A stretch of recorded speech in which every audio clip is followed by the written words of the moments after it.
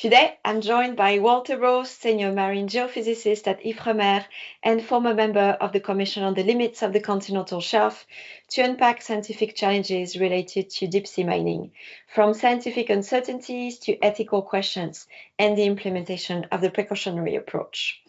Together, we're going to explore deep-sea mining exploration and exploitation, both within and beyond national jurisdiction, the difficulties of sampling and resource estimation, but also the technical, topographic, and economic constraints of operating in the deep sea. We're also going to discuss how to scientifically handle new discoveries like dark oxygen and what the short-term exploitation prospect for deep-sea mining might look like. So if you're interested in learning more or discovering the challenges attached to deep-sea mining, this episode is for you. Okay, so Walter, thank you so much for being here today. We're very happy to have you in this series of episode and interview. And you wrote actually with two of your colleagues, Malcolm Clark and Harald Brekke, a wonderful chapter that actually opens the book. And this chapter is dedicated to the scientific challenges of deep sea mining. So maybe one of my first questions will be to ask you to explain your objectives and why you wanted to highlight scientific challenges associated to deep sea mining. Well, thank you, Virginie, and thank you for having invited me for this interview. First of all, I would like to just take a short moment to remember Harald Brekke, who recently passed away. He was one of the co-authors, and I've worked with him mainly related to issues on the extended continental shelf. And so Harald will be greatly missed. The idea of writing this chapter is because, in fact, there is a lot of noise or a lot of happening around deep sea mining. And at the same time, we know very little scientifically about the deep sea. Contrary to, for instance, the moon or Mars, where we can circle around with a satellite and take images and measure the topography, the deep sea is only accessible by going with oceanographic vessels and using either manned or teleoperated submarines to actually investigate the deep sea. And so this is very important because if we talk about deep sea mining, we need to have a complete understanding not only of what is there in terms of potential resources to mine, but we also need to know the functions of this entire ecosystem and how we potentially could disturb it when we are going to exploit deep sea minerals. So that's what our main purpose was, to try and explain what type of resources can be found and what are the scientific and technical issues before we even can think of mining in the deep sea. Indeed, because one of the first challenges you dive into is actually associated with exploration. And I find it very interesting because usually people jump into the phase of exploitation without actually thinking the implications about exploration activities. So can you tell us a bit more about the main challenges that are affecting exploration in the area? So in the seabed beyond national jurisdiction, but also maybe also a little bit on exploration within national jurisdiction, and explain if it's similar actually challenges or different challenges. Yes, I think it's very important to actually already define what is deep sea, and there's different definitions for that. But generally speaking, in the scientific community, we consider the deep sea anywhere beyond several hundred meters of water depth in the area where there's actually no more sunlight. So where we're in complete dark and where the chemical and biological processes are not driven by photosynthesis, but by other means of exchange of energy. So the deep sea can actually be within the extended continental shelf of coastal states, as well as in the area. Globally, we talk about depths that are more in the order of 2,000 up to 5,000 meters water depth. But technically speaking, it can already start much shallower. So if we talk about the area, we also have to say what are the types of resources and mineral resources that we're talking about. And as you know, there are generally three types that we distinguish. One is polymetallic nodules. Those are found generally in the very deep parts and far away from continents. Then we have hydrothermal systems where we have hydrothermal sulfides. Those are found on mid-ocean ridges, so generally they're active volcanic systems. Mm-hmm. And then we have polymetallic crusts. Those are actually formed on the flanks of seamounts and other underwater features that have actually exposed rock. So each of those different types of mineral deposits have their own problems and their own issues related to them. The most advanced at the moment within the discussions at the International Seabed Authority is actually are the polymetallic nodules. And the area that is mainly concerned by those occurrences is in the Pacific Ocean in the area of the Clarion Clipperton fracture zones. So at the moment at the Seabed Authority, they're really working on a mining code for this type of resource. And one of the problems with it is how do we estimate, in fact, the quantity, and the composition of those polymetallic nodules. Why is this important? Because actually, when we actually have a mining code, we not only talk about what is going to be mined, but we have to talk about what are the implications for the environment, for the biodiversity, and estimating how should I say, the concentration of certain minerals will clearly also determine how large an area you need to exploit to actually make a valuable mine, a mine that is actually economically viable. So the problem is directly related to estimating the resource present and what this means for the environment. So in the case of polymetallic nodules, for instance, you can say, well, if we have a kilogram of nodules in 1 square meters, then we need a mine of almost 1,000 square kilometers to make it economically viable.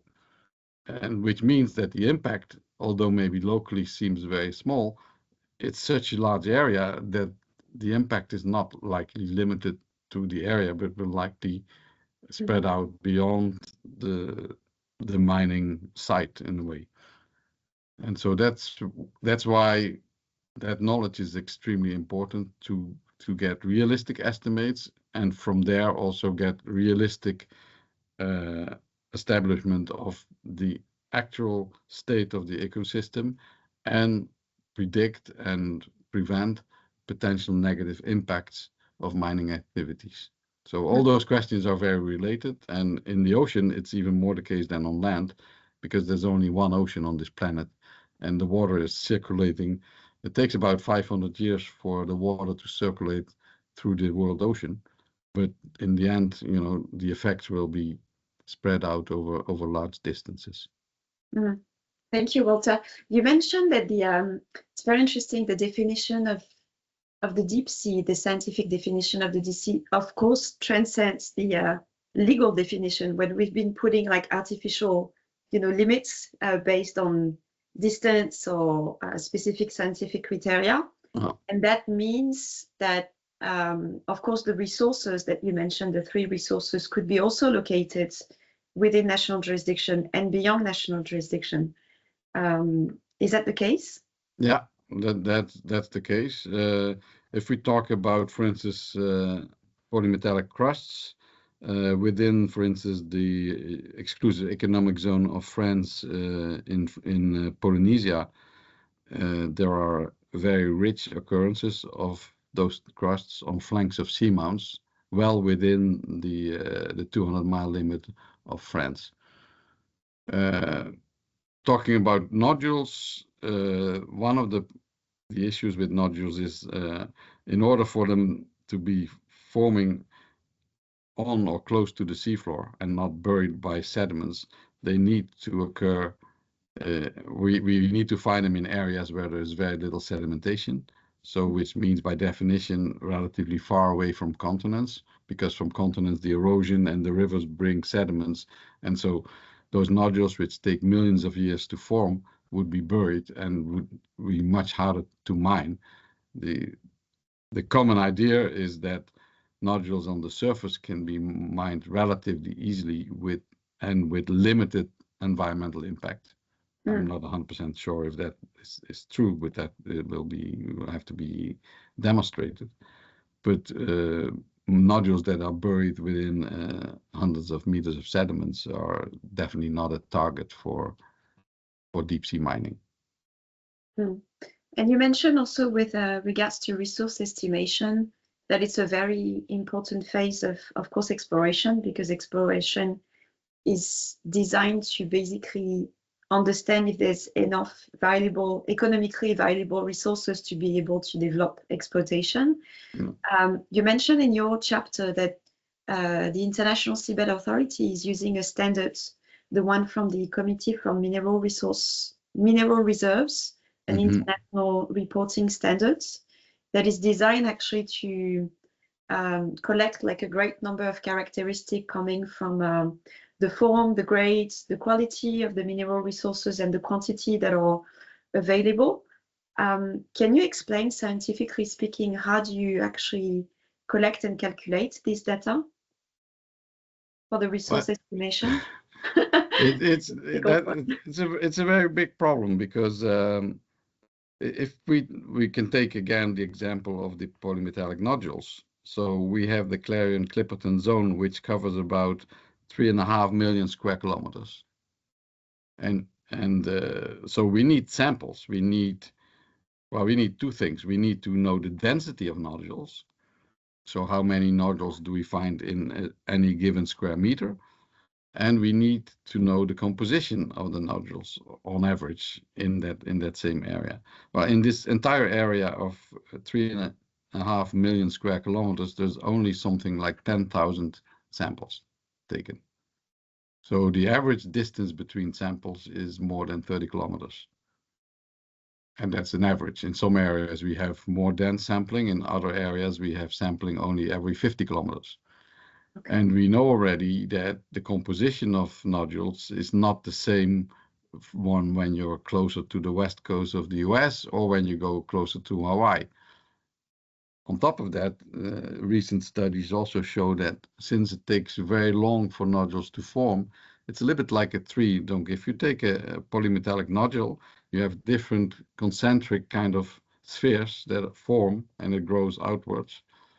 And the composition within each of those different layers is different, because it will depend on what the climate was at the time, what currents were actually in the area, and even plate tectonics has moved this area from closer to the pole to closer to the equator and so on.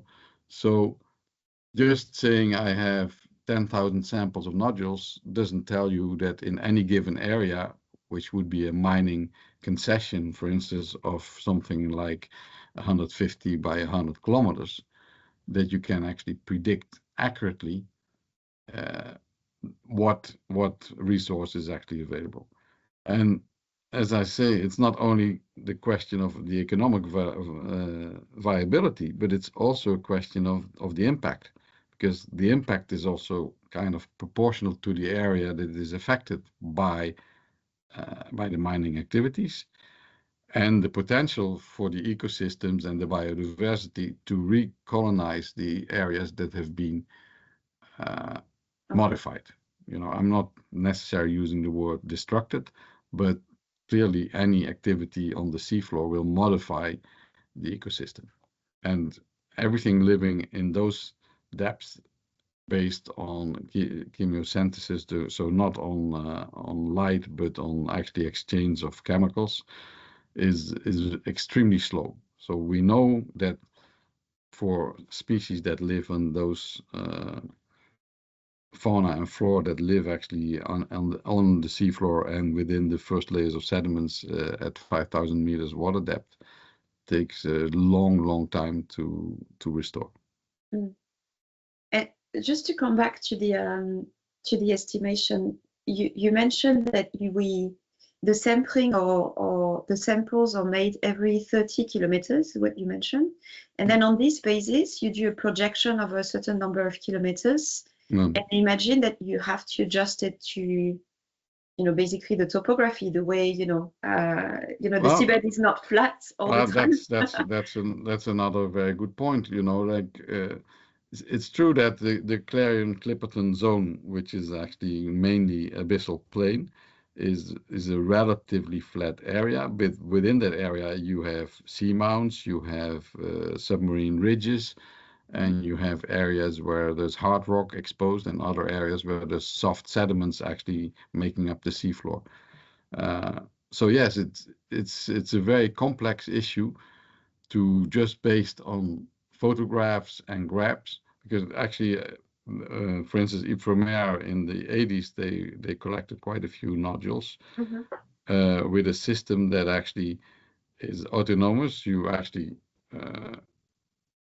have a device that sinks to the seafloor, and when it arrives there, it will actually close and basically enclose the nodules. And just before it does that, it takes also a picture. But this picture will cover an area of maybe 10 square meters. You cannot, because there's no light, so you need a pretty powerful flash to actually eliminate the area that you want to take your photograph of. And we can see that those photographs are already quite different in areas that seem to be relatively close. The density of the number of nodules per square meter is not the same. The topography is not the same. And yes, certain slopes in estimates that are done by the legal and technical committee and also by private operators, essentially mining of nodules has to happen in areas that are really relatively flat. And once you hit significant slope, you just cannot operate the type of machines that they have designed for doing this type of operations. Of course. And that means also, I'm sorry, that means also that since the sampling is done every 30 kilometers, it means that the baseline assessment of biodiversity is done every 30 kilometers as well, I imagine. And it's not even, I say on average, every 30 kilometers, but in some areas it's more, but in some areas it's even a lot less. So yeah. And it's very hard to do much more than that, because I said the only means to actually examine that, you can use automated underwater vehicles, or you can use remotely operated underwater vehicles, or manned submersible, but they can only cover so much distance. They go relatively slow, several knots, only up to 5 kilometers an hour. And they can only, if you want to make visual inspection of a nodule field, you only have a certain width that you can see, because simply you need to have the power to have the light in order to actually take photographs of video of the systems. So it remains a very inaccessible area, and I think estimates will always remain with a certain significant uncertainty in any case. It's very interesting what you mentioned, because one of the goal of operators also, to have like a financially viable, activities and operations, of course. So resource estimation and, the money they can actually gain from this, which will be distributed, to other states according to the principle of common heritage of mankind, is really important, in the convention, because the split of benefits is actually at the core of the compromise that has been done between states. So it's not just the sake of exploration and exploitation, but it's also the distribution of resources it's everyone. It's the sharing of the benefits of the deep ocean exactly with all nations. But yeah, and the other thing which also is an important factor is nevertheless that the mineral and metal market is very volatile. Mm-hmm. So we often feel that our gasoline or other fuel varies a lot, but it in general doesn't vary more than a factor of 2, Mm-hmm. the price of a barrel of oil. Whereas in the mineral resources, it can vary a factor of 10. So it makes something completely viable in one given period, and 5 years later, it can be completely unrealistic to think that a deep sea mine for that particular resource would be an economically viable undertaking. So, and I was just listening to France Inter this morning, and well, it was of course Greenpeace who said that there is no economically viable model at the moment for deep sea mining, given the present day economic situation. Yeah, knowing that I mean, maybe you can explain a little bit, but the resources that are actually extracted from the deep sea, I imagine are full of water as well. So they require more treatments than land resources to be able to use them afterwards. Well, if you read the documentation from, for instance, the metal company, they argue that yes, there is the when you mine polymetallic nodules, let's keep on that subject, you will also have some sediments and you have a lot of water. But they argue that the overall concentration is still higher than some mineral resources that are currently exploited on land. So Okay. on land, we do, if you see surface mining, open pit mining, there's an enormous quantity of earth being extracted and then sorted out to extract the minerals. Mm-hmm. So one of the things is, of course, where you have to kind of consider both sides. Mining on land is not without impact to the environment. Of And course. there are many populations that suffer from the consequences of errors that were made and pollution that's a very serious pollution related to either the mining itself or to the treatment that was done, which pollutes surface water, etc., etc. So the idea here is that we should not make the same mistake, and we have the opportunity in the deep sea to build this mining code first and do the things in the right order. So establish a ground zero ecosystem situation so that we know what exists and that we can then evaluate impacts starting on a small scale and maybe then potentially in the future expanding. Mm. You mentioned in the chapter that you wrote that I really love this sentence. For many habitats, science is still at the stage of describing ecosystem structure rather than understanding its function and unable to estimate ecological thresholds for use in decision making. Can you tell us a bit more, because you mentioned the importance of the the baseline data to be able to understand, of course, later on the impact. Well, I wish I could ask Malcolm more about this part because he's obviously a specialist. But I'm always thinking about something like on land. If we look at the use of insecticides and stuff like that, and we realize all of a sudden that the bee population in the world is declining, it means that in fact maybe everybody knows that bees are essential for pollination of our agriculture and so on. But the fact that actually human activity could actually lead to a decline of such a population and would affect, in fact, the viability of certain plant growing in specific areas is something we hadn't anticipated because the link was not completely understood, I think. So it's an example. And this is, and this is on land where we can observe and everybody sees and everybody knows that what bees are doing.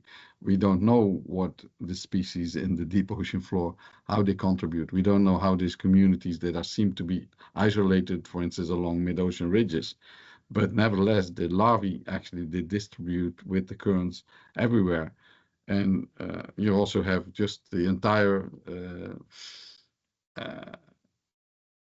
the functioning of that entire ecosystem is still just very unknown. Mm, mm. Indeed, I mean, we've seen the last years a lot of highlights in the press about the new discoveries of species and dark oxygen and Yeah, exactly. Well, that's news, coming up from the deep sea, highlighting all the wonders of the world we don't know. So yeah. so the point is that at some point we will not be able to know everything. So there will be a point where we have to say, how much science do we need? How much knowledge do we need before we can take a step? But already, I think the importance is to take the right steps and not make too big a jump. Of course, and I think it comes back also to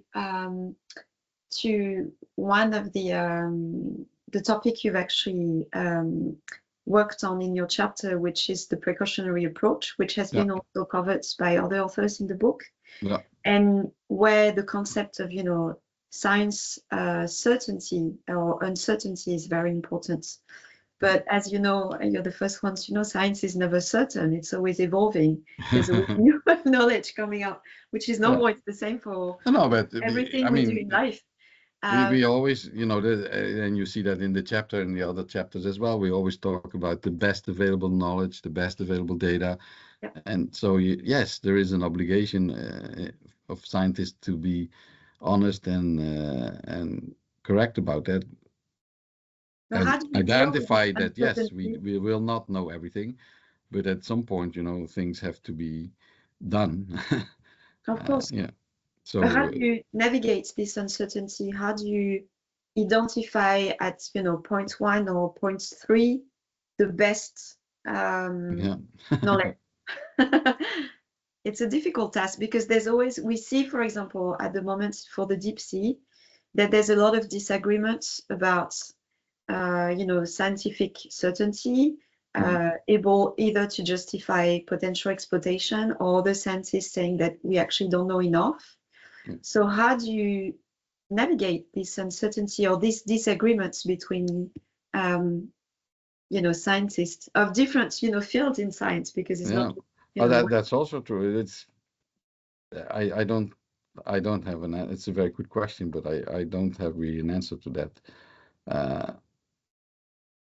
I mean, we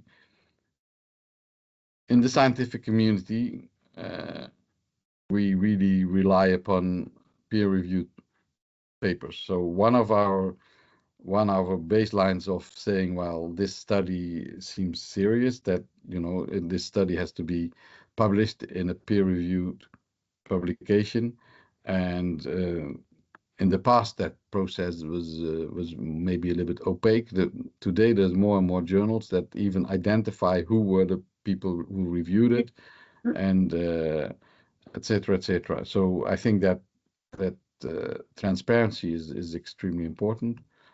Also, what is changing a lot is that in the past, scientists would sit on the data. It would be their data, and they would just never ever share the data of information they had, other than publishing the results in papers. Now, if you publish a paper, you have to actually make the data available so people can verify and can do maybe other type of experiments to reproduce the same results. That's something you just mentioned, the dark oxygen. That's something that's happening there, I think, to verify that indeed the measurements made are reproducible and are not the result of some artifact of operating in that environment that could influence. That's the other problem is, it's impossible to measure something without actually disturbing. So that's a part of the challenges, and it's also something that we deal more and more with in our scientific research is, the ethics of actually going and sampling on, for instance, a hydrothermal system and taking out part of living organisms, and what the impact of that is on the system, and trying to limit to also ensure that there's no cross-contamination, contamination, that you don't take something from one side and accidentally drop it on another side. So, and this is something which is evolving and is extremely important. Indeed, indeed. Well, that's what we discussed actually with the other authors with regards to the precautionary approach, and saying that basically the precautionary approach applies to all the different stages. So, you know, from the discovery, the sampling, the exploration, and everything. Yeah. And you know, it's something we maybe 100 years ago we didn't think of it that way, and we, you know, I'm not very proud of that. But when we were going to sea in the 70s, you know, all the garbage was just thrown out overboard, whether it was plastic or glass or whether it was food or. And that was done by everybody. Everybody thought the ocean is so big, you know, that there will never be any impact of that, which is obviously proven wrong. Yes, so indeed. now we are a lot more careful about, you know, what can be done. And I mean, there's a lot of a regulation that has been developed, especially by the IMO, with regards to what could be. Exactly. So after that, if everybody follows all the rules and, you know, what because, and again, the ocean is big and there's areas where there's nobody checking. Yeah, indeed. But so maybe what we can do to conclude actually this part, how do you see the deep sea mining prospects in the near future? Because there's a lot of noise, as you mentioned, you know, at the beginning of the interview, with regards to potential very short-term exploitation prospects, both within and beyond national jurisdiction. Do you see them being realistic, or just like a panic, you know, from the world waking up to the fact that actually it's getting closer, but it's not that close? Yeah, it's in my personal view is that it's not that close, and one of the reasons is simply that I don't believe that it's an economically viable enterprise at the moment. And if you see the one example in Papua New Guinea where Nodules Minerals had a permit within the EEZ. Exactly. So in the end, you know, they went bankrupt, and actually the government locally actually ends up with several hundred millions of loss. So then we create the green metals, and now we have the metals company. Metals company is trying to circumvent in a way the international Convention on the Law of the Sea by trying to work with the US to actually get permits in international waters. I don't think it will happen, but you never know. There is certain specific islands, to name one, Cook Islands, that are really interested in trying to do deep sea mining within their EEZ. So, and you know, if they can go ahead within their own waters with their own regulations, but will it happen, and is it economically indeed viable? I do. I have the same views than you, actually, and I believe that the most tangible projects will be the one within national jurisdiction, because it's closer to the shores and they're less pressured from the international community, so it's easier to move on. But well, that's one of the things, as I was mentioning, for most polymetallic nodule exploration areas that are currently attributed by the Seabed Authority, is that they are very far away from land. And so one of the things is what do you do if you mine those nodules with the associated amount of sediments and the water that comes? Actually, do you treat that on the ship, or do you bring that to land, which means you need much vaster quantities to transport? And what do you do with the waste residuals when you are in a coastal state somewhere?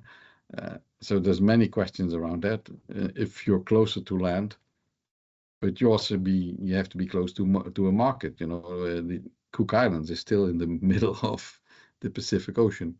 Indeed. So even if you manage to mine there and maybe process up to a certain level of concentration of interesting mineral resources, you still have a problem of how you then bring that to the relevant markets.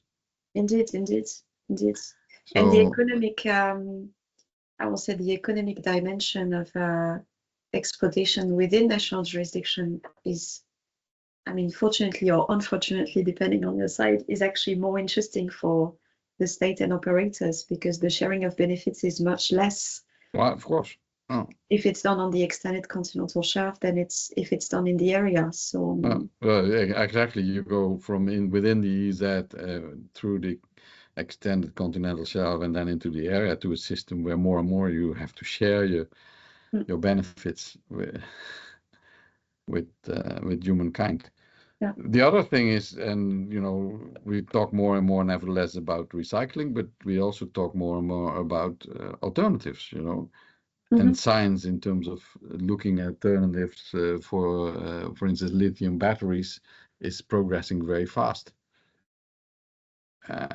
So which is a very convoited resource today could in 10 years be something which we don't need in the same quantity anymore.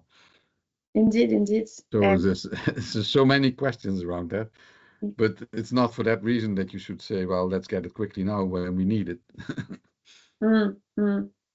It's an importance, all the operators and the states actually conducting currently exploration and potential exploitation. They are investing a lot of money also. So it's something that needs to be taken in consideration as well. Exploration is always interesting anyway, but is it really worth the price if the market is completely changing and you have alternatives at the end? It's an interesting question that has never been really dealt with in terms of exploration and exploitation rights. Are they worth it? That's an interesting question. So Good. yeah, so I think in our chat we do say that the mining tomorrow. I think it's not for tomorrow, but yeah, it's. I wish we could predict the future better, but